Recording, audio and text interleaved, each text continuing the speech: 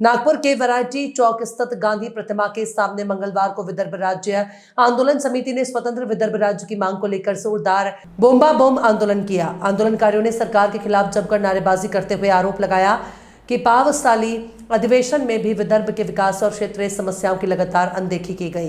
प्रदर्शनकारियों का कहना था कि वर्षों से विदर्भ के किसानों, बेरोजगारों, सिंचाई उद्योग और बुनियादी सुविधाओं से जुड़े मुद्दों को नजरअंदाज किया जा रहा है।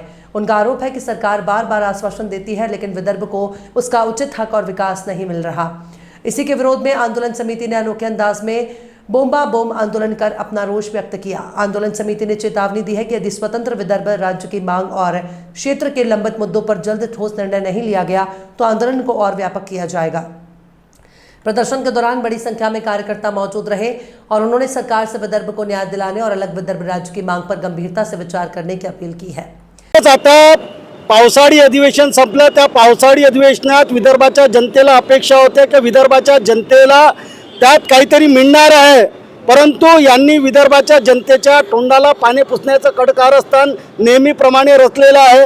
म्हणून विदर्भाच्या जनतेचा अपेक्षा भंग झाल्या आणि विदर्भाच्या जनतेचं एकच म्हणणं आहे की स्वतंत्र विदर्भ राज्यच करा, आम्हाला आता महाराष्ट्रात राहायचं नाही। कारण महाराष्ट्र राज्यावर आज 12,04,000 करोड रुपयाचं कर्ज आहे आणि अशा ह्याच्यात ते विदर्भाचे धरणं पूर्ण करू शकत नाही। शेतकऱ्यांच्या पांदन रस्त्याच्या बाबत यावर काही चिंतन मनन नाही, त्यांच्या रस्त्यासाठी पैसे नाही। त्याचसोबत इथे कारखाने आणण्याची घोषणा करत होते, परंतु ते कारखाने येताना दिसत नाही आणि अशा परिस्थितीत सगळ्याचं एकच उत्तर आहे ते स्वतंत्र विदर्भ राज्य। आणि त्याच करता आज आम्ही इथं महाराष्ट्र सरकारचा निषेध म्हणून बोम्बाबोम आंदोलन करत आहोत। इथे आमचे सर्व कार्यकर्ते स्वतंत्र विदर्भ राज्याच्या मागणीला घेऊन इथे एकत्रित झाले आणि वेगळा विदर्भ घ्यायचा ह्या अनुषंगाने आम्ही इथे संपूर्ण इथे जमा झालेला आहोत आणि वेगळा विदर्भ राज्य निर्माण करावं। आम्हाला महाराष्ट्रात राहायचं नाही, कोणताच विदर्भ वैधानिक मंडळ आमच्यासाठी कामाचं नाही, म्हणून स्वतंत्र विदर्भ राज्याचं एक मात्र मागणी मागण्या पूर्ण नाही होत, त्याच्या बाबतीत काय बोलणार? हे सरकार निगरगट्ट झालेली आहे, परंतु तुम्हाला माहीत असेल की या सरकारनेच वादा केला होता 1957च्या यांनी ठराव सुद्धा घेतला होता। मग खामगाव ते आमगाव अशी एक यात्रा सुद्धा काढण्यात आली होती।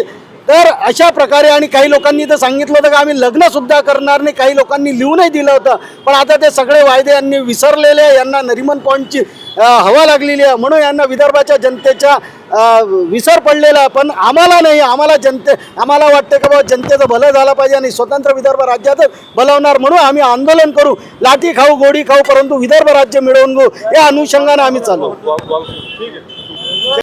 सोनम वांगचूक तिथे बसलेले आहे। आज 16वा दिवस 17वा दिवस आहे, ते मरणासन्न अवस्थेमध्ये झाले आहे, त्यांचा बीपी शुगर सगळं कमी झालेलं आहे। अशा स्थितीमध्ये सुद्धा सरकारला काही घाम फुटलेला नाही, सरकारचा एक व्यक्ती तिथे गेलेला नाही की तिथली परिस्थिती काय आहे। आज युवा आत्महत्या करून राहिलेला आहे। NITची परीक्षा रद्द झाल्यामुळे 22-25 विद्यार्थ्यांना तिथे आत्महत्या करावी लागलेली आहे। आज इथेनॉलच्या मिक्सिंगमुळे सर्वांच्या गाड्या तिथे बंद पडून राहिलेल्या आहे, गाड्यांवर लाखो रुपये खर्च येऊन राहिलेला आहे, तरी आपले नितीन गडकरी त्यामध्ये काही बोलायला तयार नाही, कारण की त्या इथेनॉलच्या कंपन्या त्यांच्या 2 मुलांच्या आहे आणि म्हणून ते खोटं नाटं बोलून आपल्याला मुलांना वाचवण्याचा प्रयत्न करत आहे। सगळे यामध्ये घोळ आहे, करप्शन आहे आणि हे सरकार पूर्णपणे करप्ट झालेले आहे।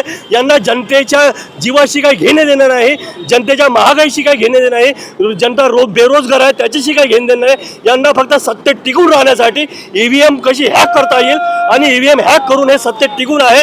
हे वोट चोरी आहे, चंदा चोर आहे, हे सरकार चोर आहे। याला जोपर्यंत ह्या देशातून काढून टाकणार नाही तोपर्यंत ह्या देशाच्या जनतेचं भलं होऊ शकत नाही आणि म्हणून आर्टिकल 3 प्रमाणे मोदींनी लवकरात लवकर आमचा वेगळा विदर्भ करावा, हेच आम्ही सरकारला, केंद्र सरकारला आमची मागणी आहे।